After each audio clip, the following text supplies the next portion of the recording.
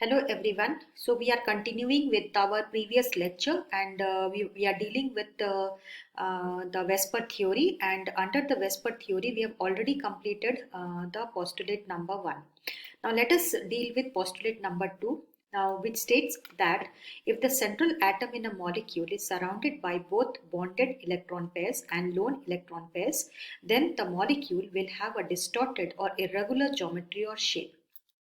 Now the assumptions that we have dealt with, which comes under the Vesper theory, are that among the first assumption is that the bonded electron pairs, they undergo repulsion between each other. The lone electron pairs, they also undergo repulsion between each other, and there is also repulsion between the bonded electron pair and the lone electron pair. Now the order of repulsion, that means the repulsion order, is that the lone pair of electrons, that is the lone pair repulsion, is the highest, and it is greater as compared to the lone pair bond pair repulsion. Now similarly, the lone pair bond pair repulsion is again higher as compared to the bond pair repulsion. Now, let us take the example of three covalent molecules, and explain explain the postulate number 2 by taking the help of this example. That means methane, ammonia, and water. Now, methane, it is having a tetrahedral geometry, and this geometry is because it does not have any lone pairs. That means it has got a total VSEP of 4, and all the 4 VSEPs in methane, they are involved in bonding. So that means there are 4 bond pairs in methane with lone pair equal to 0. Now, such a molecule has a regular geometry, as we have discussed under postulate 1, and this has a bond angle of 109.5 degrees. Now let us come to the molecule ammonia. Now ammonia also has a VSEP of 4, but out of the 4 VSEPs, only 3 are involved in bonding, and there are 1 lone pair. Now the presence of this lone pair, as per postulate number 2, that the molecule will no longer have a regular geometry, but there will be distortion, and this distortion is because of the presence of the lone pair of electrons, and the bond angle in the case of ammonia is 107.5 degrees, and this molecule is no longer having a tetrahedral geometry. Now let us come to the water molecule.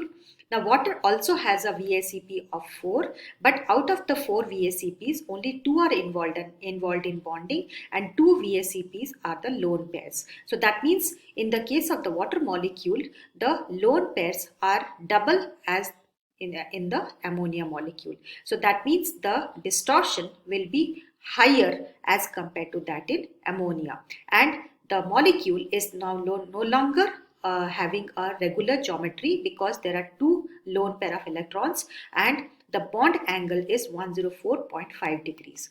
So as we increase the number of lone pairs, so that means as we go from methane to water, we find that the lone pairs are increasing. So as the number of lone pair increases, the distortion increases, and the repulsion between the bonded and the lone pair, that also increases. So that means what we find is that a corresponding decrease in the bond angle. Now let us explain this postulate number 2 by taking the help of methane, ammonia, and water, and let us discuss in greater detail. So this is the methane molecule, as we have already discussed in the previous slides under postulate 1.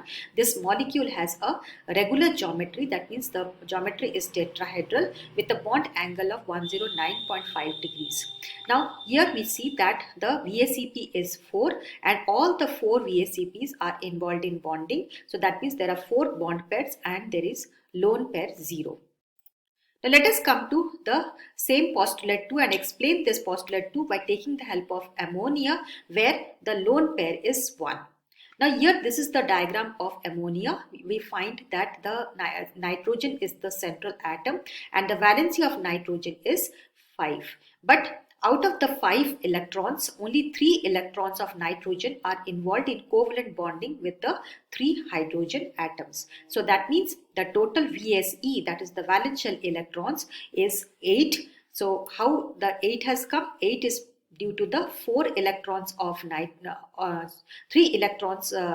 5 electrons of nitrogen and the 3 electrons of hydrogen. So that means it is having a VSE of 8. So VSEP is nothing but just divide the VSE by 2. So the VSEP is 4 in the case of ammonia. And the 4 VSEPs are not involved in bonding. Out of the 4 VSEPs, only 3 are involved in bonding. So that means there are 3 bond pairs and one of the VSP is a lone pair. So that means we have got now a lone pair. Now this lone pair, it is not involved in bonding. Hence, the lone pairs, they are occupying a greater amount of space in the in this ammonia molecule. In the space, they are occupying a greater amount of space as compared to the bonded electron pairs. Hence, the lone pairs, they will exert greater repulsion for the bond pairs. So that means the lone pair bond pair repulsion is greater as compared to the bond pair repulsion. Now this is what we have discussed in the previous slide. So that means because of the extra repulsion caused by the lone pairs, so the molecular geometry is no longer regular, and that means the tetrahedral geometry is no longer exhibited by this molecule. The actual shape of the ammonia molecule is trigonal pyramidal, and the bond angle is less than 109.5 degrees and it has a bond angle of 107 degrees. So now let us come to the example of water molecule. It has got a lone pair of 2. So let us take this example of water. This is the diagram of water. Oxygen is the central atom. The valency of oxygen is 6, and out of the 6 electrons, only 2 electrons of oxygen are involved in covalent bonding with the 2 hydrogen atoms. So that means the total valence shell electrons of this molecule is 8. So that means the 6 electrons of oxygen and 2 electrons of hydrogen, they make a VSE of 8. And what is VSEP? Just divide the VSE by 2 and we get a VSEP of 4. So that means this VSEP of water molecule is same as that in the ammonia molecule, and the ammonia molecule of having a VSEP of 4 is same as that in the methane molecule. But in the case of water molecule, out of the 4 VSEP, only 2 are involved in bonding and 2 of the VSEPs is lone pair. So that means they are not involved in bonding. So in comparison to ammonia, we find that the water molecule has got 2 lone pairs. So the ammonia molecule had only 1 lone pair, whereas the water molecule has 2 lone pairs. So that means the number of repulsions in the case of water molecule will be higher. Why? Because there will be a repulsion between the lone pair. There will be repulsion between the lone pair bond pair, and there will also be repulsion between the bond pair.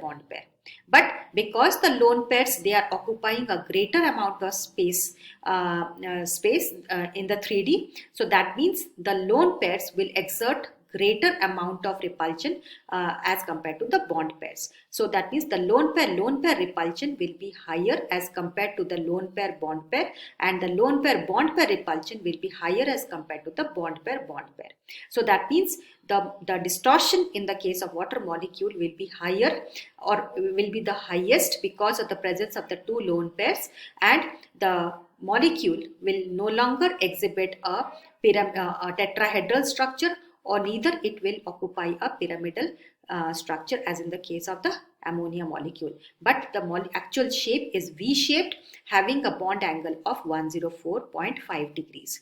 So this is all about your postulate number 2. Postulate number 2 is dealing with the presence of lone pairs, and as soon as the molecule, the central atom is having lone pairs, the distortion will occur. The molecule will no longer be a regular geometry. Whereas postulate 1 states that if the central atom is having only bonded electron pairs, that means there is no lone pairs, so the molecule will assume a regular structure. So we have also explained postulate 1 with the help of many examples, and the postulate 2 has been explained by taking the help of methane, ammonia and water. So this is all about your Vesper theory and its postulates, postulate 1 and 2. So I hope you have understood these concepts, and I thank you for listening to me.